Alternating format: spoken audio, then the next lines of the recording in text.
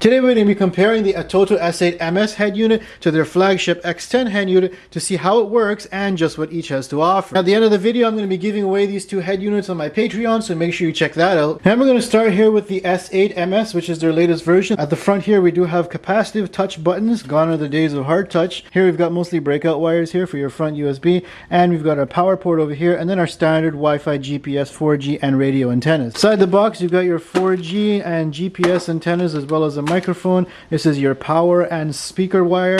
Then we've got our composite audio in and out as well as a GPS antenna, and this has two USB hookups. Now moving over to the X10 model, there's no dedicated buttons on the bottom. Instead, it's actually integrated in the touchscreen. There's two microphones on the bottom here. Moving to the back here, you can see this is their enthusiast model. So you've got all the composite inputs and output here for video in, and you've got left and right out, subwoofers out. You've even got an HDMI slot, so you can connect an old Xbox on here and start playing Unreal Tournament or Need for Speed while you're driving. You got your powered speakers over here, breakaway for front USB, and their dedicated Atoto dash cam, as well as a SIM card, radio, and GPS Wi-Fi. Now inside the box, there's no microphone, but I like that they've consolidated all the antennas into just one plug here because it's a pain to run all of those. We've got our SIM card slot. There's two USB jacks here. Now these are not used for fast charging. We've got some more composite out, and of course your power and speaker wires. One thing I don't like is that you can't easily upgrade between models because all the plugs are different, so you got to resolder everything. So let's do that. So here we've got the S8M installed in the vehicle. Now this is just going to be like any other Android tablet where you've got apps installed. Of course, the most common one you're going to use is wireless Apple CarPlay and Android Auto. I really like how Android Auto works on here. You got your traffic, your maps, and your music streaming right off your phone. I really like how this version has multi-touch, so you can zoom in really easily without having to use these keys. The older model didn't have that. Now if you've got Wi-Fi, like tethering off your phone, or you use the 4G SIM card slot, all of these apps now have access to data.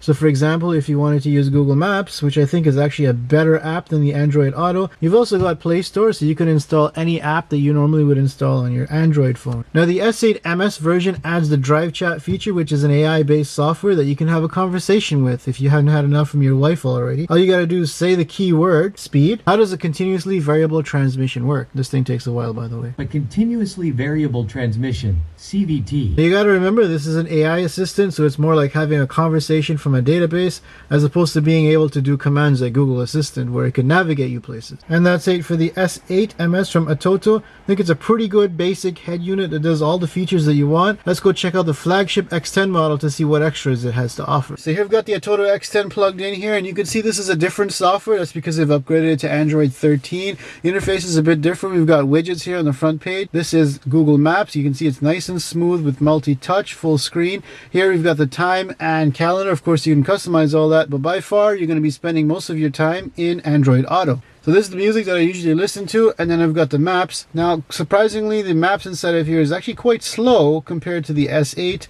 Really laggy and slow to use, and it does not support multi-touch. By far the worst part of the X10 is that it comes with this matte kind of screen here, which means that if you use polarized sunglasses like me, you're going to be looking at rainbows all day long unless if you take off your sunglasses just to do navigation. Now also to note, Android Auto's got a black area going around the top and the bottom here. It does not make full use of the screen side. Now in Android Auto, the navigation menu disappears. You got to swipe up in order to find it. And then you've got these really small icons here that you can accidentally press mute while you're driving in order to adjust the volume. I wish there was something more dedicated along the bottom like the S8 has. Now of course, part of the flagship system, we have the DriveChat software, which has two different kinds of wake-up words. There's the conversation one, like if you're not married, and then there's the control one. So for example, if I say speed, turn on the radio.